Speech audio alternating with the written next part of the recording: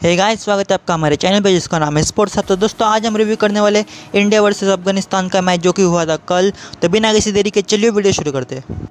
तो दोस्तों कल के मैच के बारे में बात करें तो कल का मैच एक हाई वोल्टेज गेम था। अगर आपने ये गेम मिस किया होगा तो दोस्तों आपने बहुत बड़ा मोमेंट मिस किया है, क्योंकि एक कल का मैच जो है one of the best matches in Indian football का था।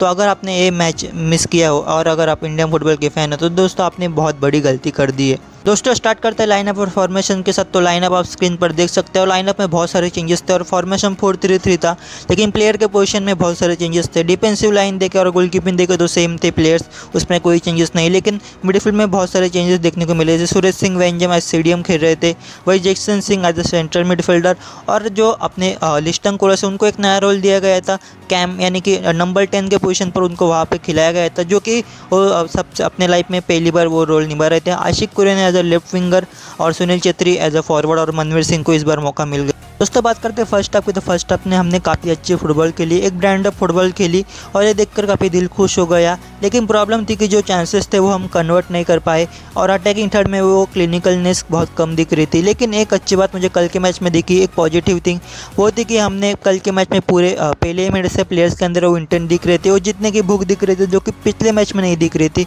पिछले मैच में हम बहुत ज़्यादा स्लो खेल रहे थे और वो इंटेंट नहीं दिख रहा था प्लेयर्स के अंदर, लेकिन इस मैच में वो इंटेंट दिखा।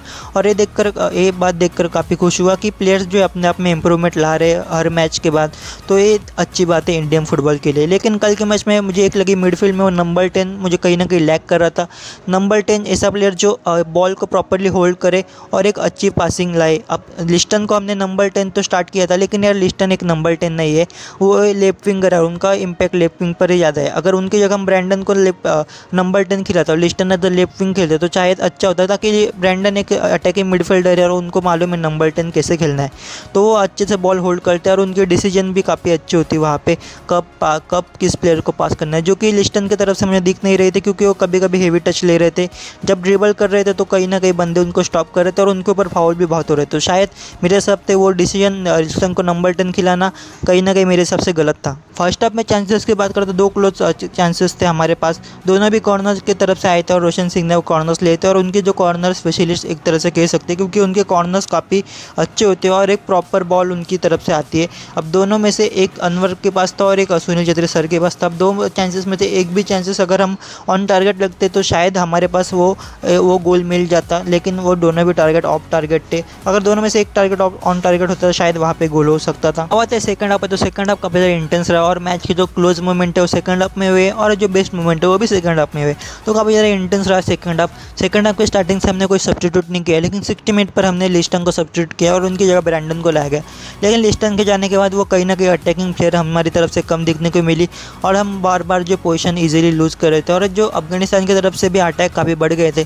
फर्स्ट हाफ में अफगानिस्तान ज़्यादा काउंटर अटैक पे खेल रहे थे, लेकिन सेकंड हाफ में वो थोड़ा इंटेंस दिखी और अटैकिंग में आई और कहीं ना कहीं हम पे प्रेशर आया और हम कहीं ना कहीं वो बॉल लूज़ कर रहे थे, जो कि नहीं होना चाहिए था। और एक चांस भी मिला था अफगानिस्तान को, जो कि काफ़ी क्लोज कॉल था और वहाँ पे हमें गुरप्रीत सिंह संधू की जीएसएस की करनी होगी, क्योंकि उन्होंने भाई 0.1 सेकंड का रिएक्शन में उन्होंने वो बॉल सेव कर दी और कह सकते हैं कि वहाँ पे गोल हो सकता था, लेकिन जीएसएस वॉल की तरह खड़े रहे।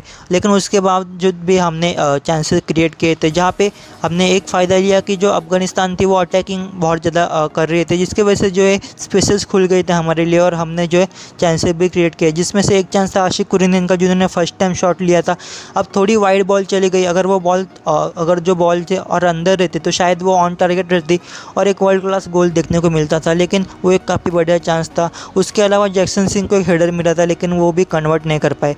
लेकिन फाइनली 83 मिनट पर आशिक ने एक रन डाला था, जिसको जो चैलेंज कर दिया और वहाँ पे हमें फ्री किक मिला और सुनील छेत्री सर ने वहाँ पे एक वर्ल्ड क्लास फ्री किक ले ली और जो कहीं ना कहीं huge respect Sunil Chhetri sir को, क्योंकि वो फ्री किक की काफ़ी कमाल की थी।